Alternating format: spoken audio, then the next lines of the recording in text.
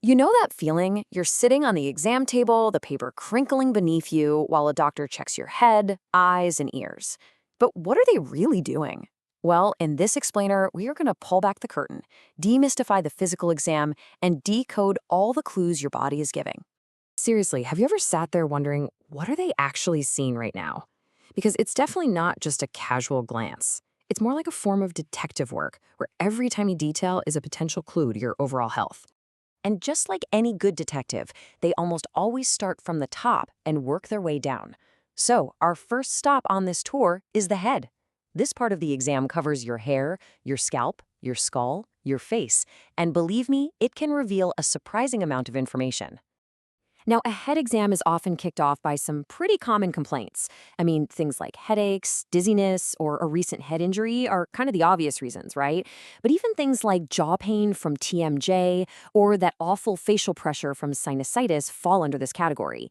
And they each have their own specific clues the clinician is searching for. So the exam usually begins with the scalp.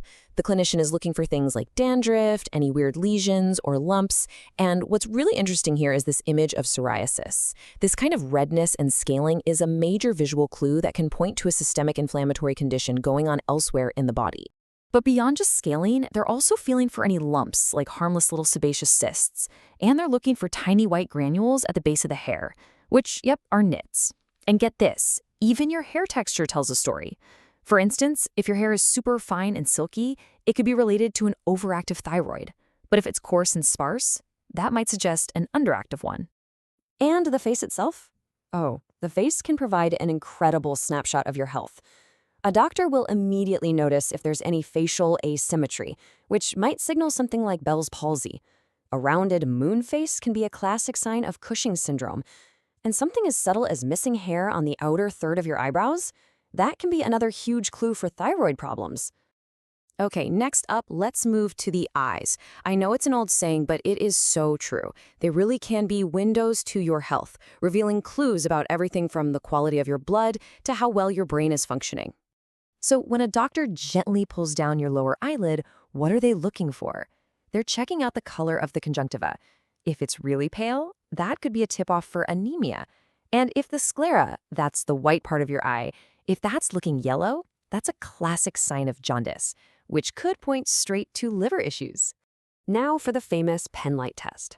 The direct response is pretty straightforward. Shine a light in an eye and the pupil gets smaller. But here's the really crucial part, the consensual response. When the doctor shines the light in your left eye, they're actually watching your right pupil. If that right pupil also constricts, it's a perfect confirmation that the complex nerve pathways connecting your eyes through your brain are working just as they should. So cool. Then we get to the classic follow my finger test. It might seem kind of simple, but it's actually a highly structured exam. The clinician moves their finger in 6 very specific directions, basically tracing a wide H pattern in the air. And this is designed to systematically test all the different muscles that are responsible for moving your eyeballs. So what's the payoff for all that finger following? Well, the doctor is looking for 2 key things. First is something called nystagmus, which is an involuntary, kind of shaky movement of the eyes.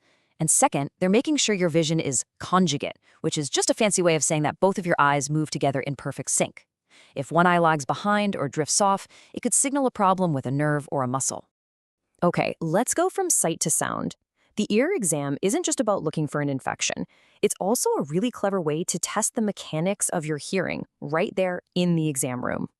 First thing is the tug test. A clinician will just give a gentle tug on your outer ear. Why?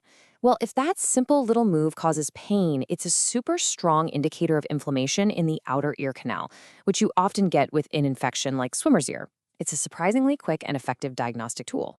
Then, the look inside with that instrument called an otoscope. The main goal here is to get a really clear view of the eardrum, or what's technically called the tympanic membrane. They're hoping to see a healthy, pearly white eardrum. If it's red, or even worse, if it's bulging outwards, that is a telltale sign of a middle ear infection. All right, now for the tuning fork. This might seem a little old school, but it's actually brilliant. In the Weber test, a vibrating fork is placed right on the middle of your forehead. Normally, you should hear that humming sound equally in both ears. But if the sound lateralizes, meaning it seems way louder in one ear, that can help diagnose specific kinds of hearing loss. The second test, called the Rinne test, is based on this really cool principle of physics. We hear sound way better through the air than we do through bone.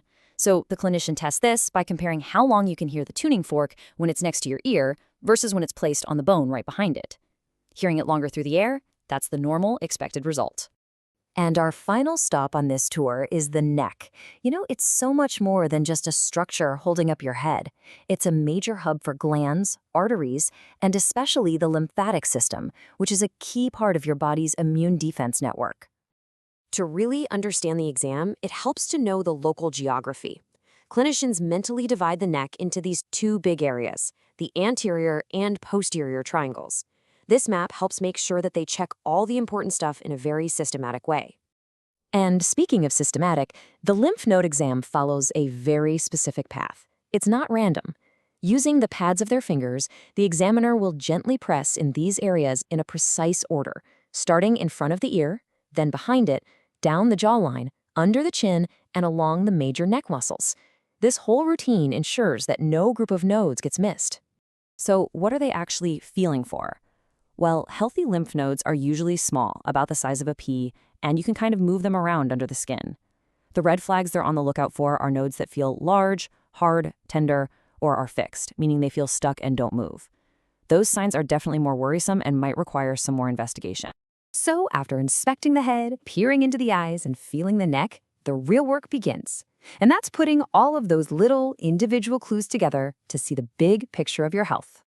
This slide is a great example of that final step. All of those observations get sorted. Is the skull normal, or NCH, which just stands for normocephalic atraumatic? Is the scalp clear, or does it have scaling?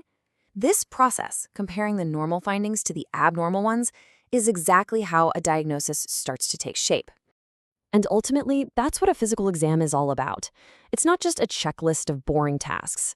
Each tiny observation, from the texture of your hair to how your pupils react, is one piece of a much larger, intricate puzzle. And together, all those pieces tell the unique story of your health. So the next time you're in an exam room, you'll know exactly what's going on. You'll be in on the secrets. And it kind of makes you wonder, doesn't it?